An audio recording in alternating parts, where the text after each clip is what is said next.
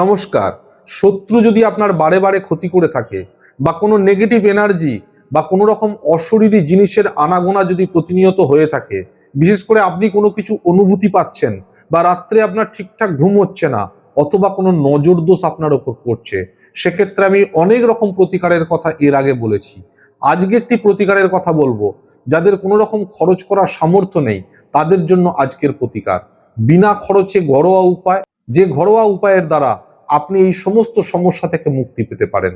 আগের ভিডিওগুলিতে এই সমস্ত সমস্যা থেকে মুক্তি পাওয়ার জন্য যে সমস্ত অব্যর্থ উপায় সম্বন্ধে বলেছি, তার মধ্যে যেমন বগলামুখী প্রত্যঙ্গিরা কবজ আছে, বরাহদন্ত আছে, ব্ল্যাক হকিং মালা আছে, প্রয়াগমণি বা ব্ল্যাক হকিং রত্ন আছে। এই সমস্ত জিনিস ধারণ করলে আপনারা অবশ্যই মুক্ত হবেন শত্রুর দ্বারা কোনো সমস্যা থেকে বা নিজের কোনো শরীরে কোনো নজর দোষ বা ভয় ভীতি থেকে। আর যারা এই সমস্ত জিনিসগুলো ধারণ করতে পারছেন না, কারণ খরচ সাপেক্ষ ব্যাপার আছে, তাদের জন্য আজকের উপায়টি আপনাদের করতে হবে শনিবার থেকে শুরু এবং শনিবারের শেষ, এইভাবে উপায়টি করতে হবে। যে কোনো একটি শনিবারে উপায়টি করবেন, পরের শনিবার গিয়ে আপনি উপায়টিকে শেষ করবেন। 7 দিনে উপায়টি করতে হবে। কি করবেন? একদম ঘরোয়া উপায়। উপায়টি করার সময় আপনাকে বিশেষ কিছু দ্রব্য সংগ্রহ করতে হবে না। তবে তার আগে চ্যানেলে যারা নতুন এসে পড়েছেন তাদের কাছে অনুরোধ করব, দেখুন প্রতিনিয়ত আমি বিভিন্ন রকম উপায় নিয়ে আপনাদের সামনে আসি, বিভিন্ন পরামর্শ নিয়ে আসি, যেগুলো আপনাদের সবসময় উপকারে আসে, কোনোদিন কোনো ক্ষতি করে না। আর যারা দীর্ঘদিন ধরে আমাকে দেখছেন তাদের কাছে অনুরোধ করব, পারলে এই ভিডিওটি যখন দেখছেন তখন একটা লাইক দিয়ে দেবেন এবং অবশ্যই আজকের কমেন্টে শনি মহারাজের জয় এই কথাটি লিখে যাবেন। জেনে রাখবেন, শনি মহারাজ ন্যায়ের দেবতা এবং আপনার সততার দেবতা। আপনি যত ন্যায়পরায়ণ এবং সততা মেনটেন করে চলবেন, তত শনি মহারাজ খুশি থাকেন। শনি মহারাজের বক্র দৃষ্টি কিন্তু কোনো কিছু এড়িয়ে যায় না। আপনি যতই লুকিয়ে কোনো অসৎ কাজ করুন না কেন, শনি মহারাজ কিন্তু তার দৃষ্টি দিয়ে সবসময় দেখে চলেছেন।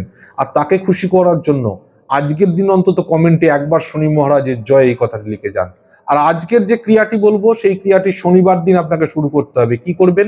যাদের মূল্যবান কোনো দ্রব্য ক্রয় করে ধারণ করার ক্ষমতা নেই তাদের জন্য ক্রিয়া। এই 50 গ্রাম কালো সর্ষে এবং 7টি শুকনো লঙ্কা জোগাড় করবেন। এই 7টি শুকনো লঙ্কা এবং 50 গ্রাম কালো সর্ষেকে কালো কাপড় দিয়ে মুড়ে আপনার বালিশের নিচে শনিবার দিন রাত্রিবেলা রেখে ঘুমাবেন। এইভাবে শনি থেকে পরের দিন শনিবার পর্যন্ত, অর্থাৎ শুক্রবার রাত্রি পর্যন্ত আপনাকে বালিশের নিচে ওই দ্রব্যটি, ওই পুটলিটি রেখে ঘুমাতে হবে। আর পরের শনিবার গিয়ে সন্ধ্যার পরে আপনি এই পুটলিটি বাড়ির বাইরে কোনো একটা জায়গায় নিয়ে গিয়ে কর্পূর দিয়ে, কাগজ এবং কর্পূর একসাথে রেখে এই পুটলিটিকে আগুন দিয়ে জ্বালিয়ে দিন। এবং এই আগুন দিয়ে জ্বালানোর পর যতটুকু ছাই তৈরি হবে, সেই ছাইটির ওপরে বাড়ি থেকে কেটে নিয়ে যাবেন পাতিলেবু, সেই পাতিলেবুর রস দিয়ে সেই ছাইটার ওপর ছড়িয়ে দিন আপনি পাতিলেবুর রসটিকে। এইভাবে আপনি ক্রিয়াটি করুন।